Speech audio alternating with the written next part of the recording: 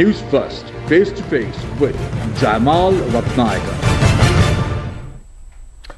A very good evening and welcome to yet another edition of Face to Face, coming to you live and direct from our Newsfirst studios here in Colombo for the Newsfirst team. I am Jamal Ratnayakar. It's already a new year, yet we are facing unprecedented times. If someone who was unaware of the strife that Sri Lanka and Sri Lankans and the Sri Lankan economy underwent over the past few years, they might even start to think that Sri Lanka is a developed nation because we are already planning to send our naval vessels to support the US to fight Houthi rebels in the Red Sea. And I'm sure my guest tonight will be very intrigued to talk about this topic and much more. With me tonight, I have Arun Hemachandra, National Executive Committee member of the National People's Power. Thank you very much for joining me, Arun, and welcome to the show. Yeah, good evening to you. And first of all, I express my sincere thanks for you all for inviting me to this beautiful show. So, we can start. Right, great. So, as my opening remarks expressed, Arun, we are living in a time where the Sri Lankan president has announced that the Sri Lanka Navy will be assisting in the US's efforts to combat Houthi rebels in Yemen in the Red Sea, where Houthi rebels have attacked several cargo vessels that are linked to Israel, because we know that there is a war going on between Israel and Palestine at present. How do you view this personally, and how does the NPP view this? Because Sri Lanka is a nation that championed the non-aligned movement, but with all of the decisions and measures that are being taken now, it seems that Sri Lanka is moving away from that non-aligned position, don't you think? Yeah, well, this problem could be addressed in two different ways. One thing, we can take it on the military aspect and also in the political aspect. Yes. So when it comes to military aspect, the Sri Lankan Navy has a goodwill, and it has a good name. Globally, it has recorded a good name, actually. Yes. So, I mean, they are capable enough to handle that kind of situation. But on the other hand, we have to think whether is that the priority of this time. And also historically, as you said, we have a strand about this Israel-Palestine issue. And I think it's more important for us to address that and stick to our basics, and we have to find a vital solution for the ongoing ongoing Israel-Palestine issue. So I think it's better if we focus more on that. But on the other hand, of course, Sri Lankan Navy is capable enough for that, and any kind of whatever the threat or whatever, then they can handle it. But yet, is it the need of the hour? And also, I mean, are we going to take a side, and are we going to give up our policies or anything like that? Or, I mean, on the other hand, we have to think like this. Now, are we going to be in search of dollars? Are we going to fall into unnecessary troubles also? So, I mean, it's a broad topic. So I think it cannot be addressed in a short event like this. Right. So we have to discuss about that, and on the military aspect, yes, we are capable. We have done a lot of things. So that is on one side. But as I told you, there are geopolitics involved, and there are so many things that we have to discuss about. So it is not something which we can just in one word we cannot answer that. Right.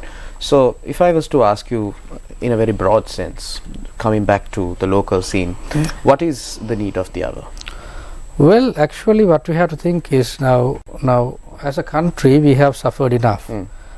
And in 2019 people gave a mandate, and that mandate, like if you look at that, people gave, people voted for that government in order to get some thing in return. That is corruption-free government, and then on the other hand about the environmental problem, and the other hand, like they wanted some kind of a pure political environment, and about they were against selling all these assets and everything. Which is why they appointed someone who wasn't from a political background. And also like even though that scenario had this anti-Rajapaksa feeling, people had some kind of faith in Gotabaya Rajapaksa, and that's the reason they appointed him. and even I myself personally experienced several encounters with the people, because they said, okay, this time we are going to give him a chance and see. But what has happened? I would not say everybody, those who voted for Gotabaya Rajapaksa, are not racist. There were racist agenda behind that, and that was part of the campaign. But if you take the whole campaign as a whole, I mean in overall, that entire campaign has been betrayed. The entire mandate has been kicked off, and now the country is in a severe turbulent situation, wherein a person whom they were campaigning totally against have been appointed by them in order for them to protect themselves, for them to be on the seats, for them to reshuffle everything, and for them to reorganize themselves, and for them to get back to the scene. So and this particular man also was craving for power. He was unable to achieve anything through the elections. He was labeled as a loser.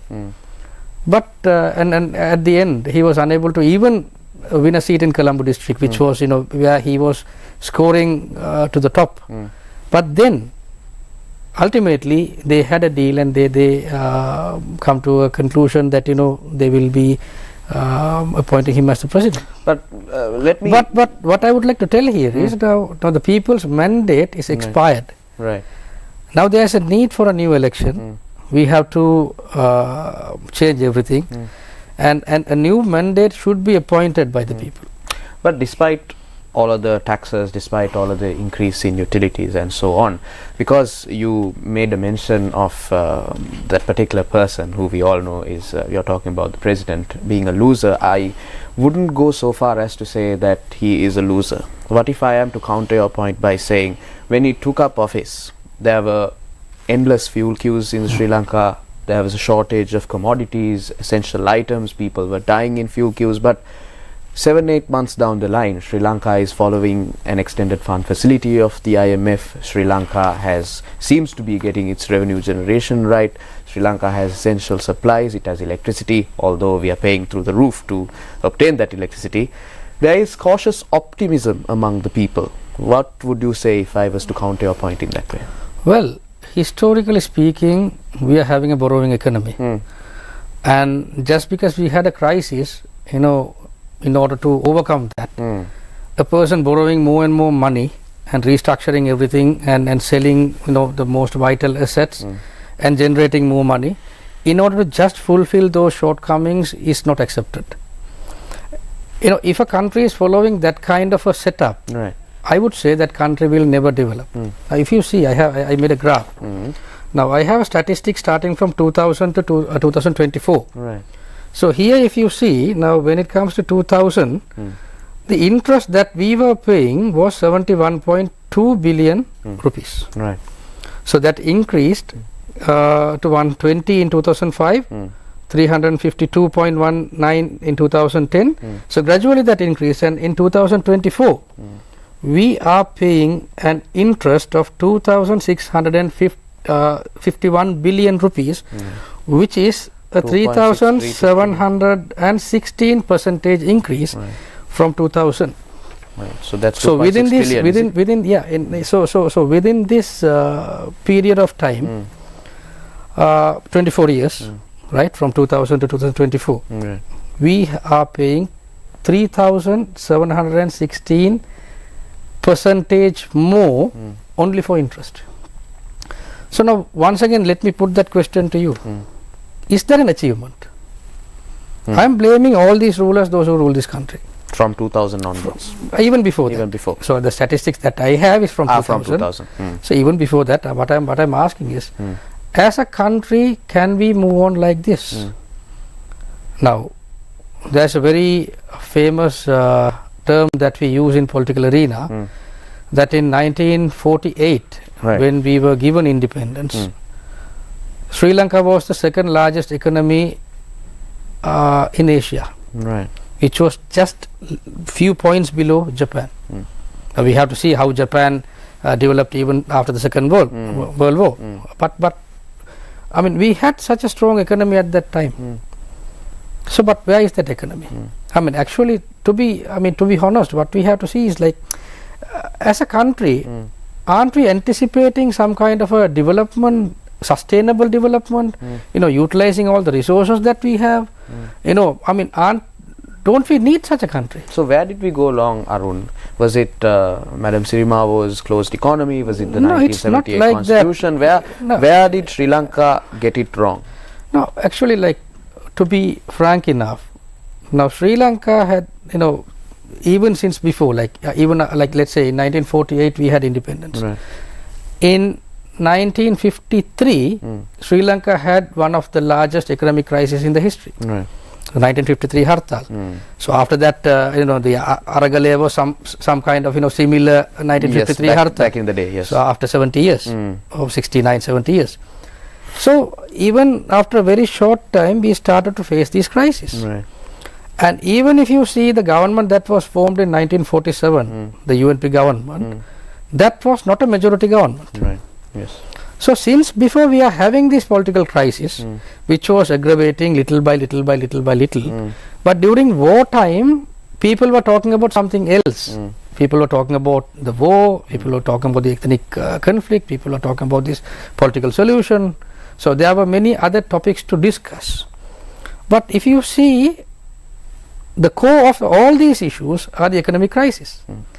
So the rulers of this country have failed throughout the history to address this most vital problem, and wherein we believe, as a country which is nourished with so much of resources, especially the human resource, especially the natural resource, we have not yet done any proper surveys on whatever the resources that we have. We are just blankly we are saying, I remember one prominent businessman who is trying to be a presidential candidate, he openly, blindly said, no, we don't have any resources. I mean, come on, we have so much of resources. So have we done a proper survey? What are the plans that we have to develop these countries? Rather than blindly selling all these things, what are the plans that we have? I mean, now what these people are doing is, now in Trinco, since I am from Trincomalee, right. Recently also there was an allegation against the former health minister, Kelly Rambakula, who is into hot water now. He was trying to sell or get involved in some kind of a fishy deal when it comes to this mineral sands. I see. So I got some documents, I'm just checking, so I can't I can't reveal anything as of now. But still we are in the process of uncovering and checking everything. So very soon I think we will be able to reveal certain things. But what I'm trying to say is, this is one example. There are ample of resources, and especially now what I would like to ask is, now I think almost both of us are the same age group people here. Now if you talk to any of your classmates or any of your friends, what are their opinions? Are they trying to leave this country, or are they trying to stay in this country? Most of them have already left the country. Most of my friends, like those who could do something, those who have some educational background, those who have some financial capacity, they have left this country. Yes. And to this day we see so many young minds leaving this country, and I would say at a very alarming rate. Yeah, and no one is interested to stay in this country. Now okay, let me take myself as an example. Now I have this political motive. I believe that this country should be changed. I believe this country should be brought in to a certain standard in this world. So just because of that I am staying. If not, with the opportunities that we have, we could have left this country so long ago. So now for 15 minutes you and I have been discussing how badly Sri Lanka has been performing, and the strife that people have gone through, the brain drain and so on. Tell me the NPP's plan to instill confidence in young minds like myself, in young minds like my friends who have gone abroad, to bring them back to this country, to make Sri Lanka attractive once more under an NPP government. Yes, good question. Now it's like this.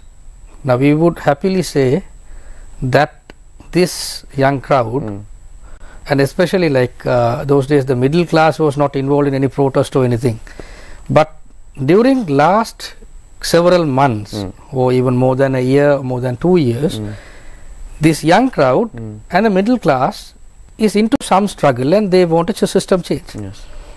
This is the turning point here. The earlier trade unions were struggling, they were fighting. Yes. They were having protests, they were having isolated isolated incidents. Right?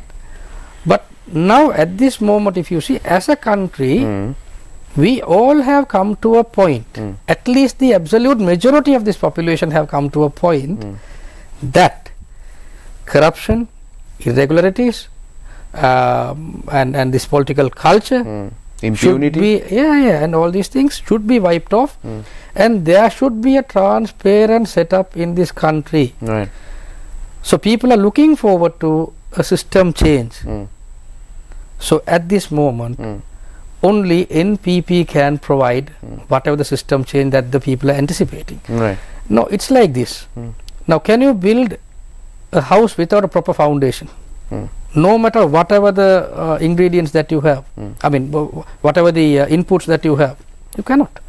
We cannot bake a nice cake without proper ingredients. Right.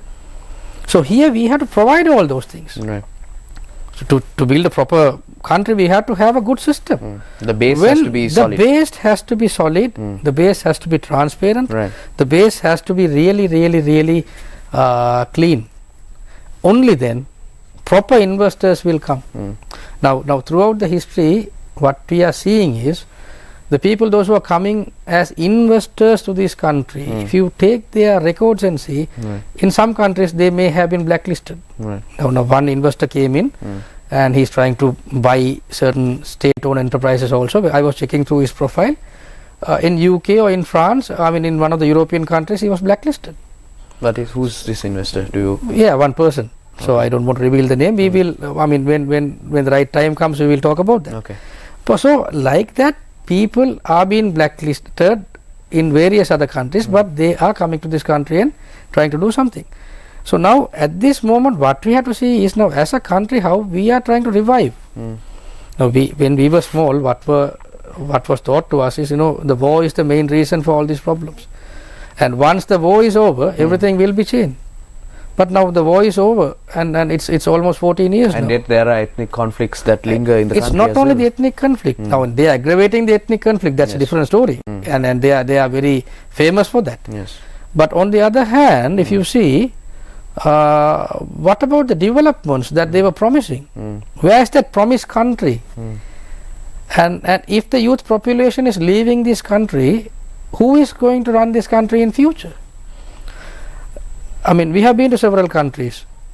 What I see in this country at the moment is, people are in a very big fed up situation. They are depressed and the crime rates are going up. And if the system is not going to change, this country will be worse than this, not my words.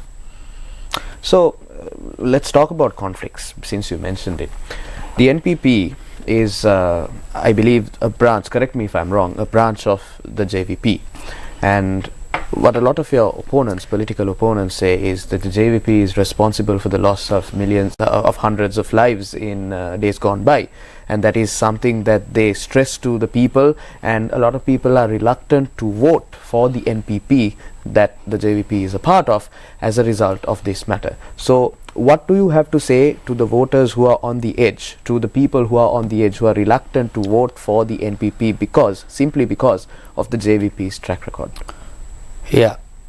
Now historically there may have been things that which shouldn't have taken place, but I believe it's not only the JVP that should be responsible, also the rulers should be held responsible. Right. Now with the incidents that took place in the past during the Aragale period, now just because we had smartphones, just because we had lot of technological advancements, we were able to see a lot of things, and we were able to find the truth behind certain incidents. Now especially Newsfirst was giving so many lives for hours and hours, right? So people got to know the reality behind certain incidents. Likewise in the history, there may have been incidents which were purely based on our faults, and there may be incidents which was purely based on the state, which was which was based on the system, but which was decorated or something like that. So I mean, it was a civil war in the country, and no civil war is clean. But actually what we have to see is why that situation took place. That is one thing. It was the system. Even if you see now we are anticipating an election. what if they don't give an election? What if the people get onto the street and if they try to behave violently? Now, it's a similar situation that took place in the past also. Right. So we were banned without any reasons, and then our political rights were deprived, and then we had to work undercover, and then all of a sudden this Indo-Lanka agreement, the pact came up, and also the education white paper which was put to the parliament. Yes. So likewise, the country was in a turbulence, and at that time we started to work, and then they started to attack us. So things took place. I don't want to go very deep into it. It's a very broad topic, but there are things that should have been prevented from our side also, and we have rendered our apology many times. Yes. So that's a different story. But at this moment, we have exceeded that situation. There was a time people were reluctant to talk to us. There was a time people were reluctant to vote us, though they talked to us. Even intellectuals. And there was a time people were talking to us, they were willing to voting to us, but then they didn't have that situation. But at this moment, if you see, people are accepting our policies. They want to vote us. They are blending with us. Okay. And if you see the support that we are getting throughout, it's massive. Like even now we are done with almost all the conventions. Now what we are doing is we are reviving again and again and again. We are trying to renew the political campaign. Now earlier we had these district summits, and then that was over. Almost in all the districts in the country we had summits. Then we went to the electoral conventions. Even that is finished. Now what we are doing is we have this Triforces collective. So that one we are having almost in all the districts, and also now we are having this district based women conventions. So again if you take the crowd, it is increasing day by day. Now I would say in last Mathur and Gaul women's conventions, we had more women than the entire population that took part in our previous conventions in both those districts. Right. So people are joining hands with us. They want some kind of a change, and as we are working under the label of NPP, now it is not a part of JVP. Right. It's a mistake that you made here. Yes, that's why I said correct me if I'm wrong. It is a coalition where JVP is also part, and there are other pure, genuine, political oriented groups, not societies, not political parties, groups, societies, and teams like that are working with us. Okay, and we have society groups and so on. And so on. So we have come to a kind of an understanding that we are not going to join hands with any political party that took part in forming a government in this country and destroy this country. Okay. So based on that, but maybe we can filter and we can intake people, and that is depends upon the situation. Now, for example, people like Eric Veerawardena are working in Kandy. So he was a deputy minister, I believe, in the past. Yes. But then now he is working from the grassroots. We have not offered him anything. He is voluntarily. He is working with us. So like that, you have done due diligence on those who have been in former governments that are planning to join you. We will have to think about that. You won't accept everyone with open arms. Yes, they have to accept the NPP policy first. Right. NPP policy. It's not the. I have to be again clear on that. Yes. JVP policy and NPP policy has some kind of a differences. Okay. But can you point out some key differences for me? Now, please? Okay. Now throughout the past, we had this. Now JVP was labeled as some kind of anti-privatization and things like that. Towards the left. Yeah. So we have to decode that word privatization here. Right. Now privatization is something what has been taught to us is we are against private thing. Against private properties, and it's not like that. Now what we were talking all these days about the institutions that were deliberately made losses. Right. So selling those institutions and things like that, even NPP is against that. But that does not mean we are against any private education centers or private hospitals or anything like that. People have the right to go for those things. So NPP is more towards it's I would say like it's kind of a social democratic or kind of a popular left ideology still, but then again it's more kind of a open forum for like-minded people to come and work. and those they should have that real mindset to bring this country to a better point. Right. They have to be against corruption, they have to be in favor of national unity. So there are certain criteria, and I believe most of the citizens are in favor of that. There are few people those who are racist, there are few people those who are in favor of selling things, but if you take the population as a whole, people are in favor to build a better, beautiful country. Yes. So NPP is more open. Earlier we had this allegation that not everybody could be part of JVP and you have to go through many process. things, process and things like that. So, but now we have, I would say, it's not the JVP is as JVP. It is functioning as JVP. But NPP is kind of a more open environment for people to come and work, and without the rigorous processes. Processes and kind of. I would say it's more of a it's like this. We are progressive. Right. We are progressive. We are left leaning. We are left leaning. Yes. I had to be precise on that. But it's kind of a different environment. It's not do all end all for you. And then we have got separate branches now. For example, now we have got the JVPs. Women wing also. Yes. But meantime, we have got this progressive women collective also working with us. So they are not JVP members. Right. So, but they are civil society representatives. It is for a common goal. Right. We are working together. Right. So very quickly, unfortunately, we are coming towards the end of the show, Arun. In 2019, when President Gotabaya Rajapaksa came into power, Andukumara Dissanayake, who contested from the NPP, only garnered 3% of the vote. And at the general election, your parliamentary seats also went down to 3, and 5 years later, does the NPP seriously believe that it can upstage all of the political traditions that have been going on in Sri Lanka, and the trends that have been going on in Sri Lanka, to win a presidential election? When Gotabaya Rajapaksa came into power in 2019, I believe some people were telling the SLPP rule will be in this country until 2015 at least, 50 at least. But what happened? So politics is not something, it's not basic whatever algebra or anything. It's not basic mathematics. It's kind of complicated, and we are in a situation that this country was undergoing series of protests, and an executive president has been chased away from his seat, and we are going to face a new setup. Right. We are going to face a new election ground, wherein the people are more, I would say, aware, and the people are more intent on creating a change, and they are kind of more, invested, common goal oriented. Okay. They are against corruption. They are against wasting the public don't turn a blind eye anymore. Money. So the quality of the voters that we are having now compared to the past is completely changed. I see.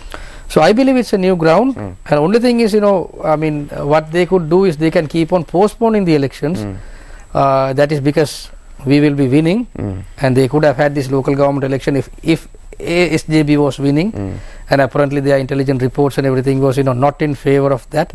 There are elections in this country, there were elections in this country which took place when the ruling party was still losing.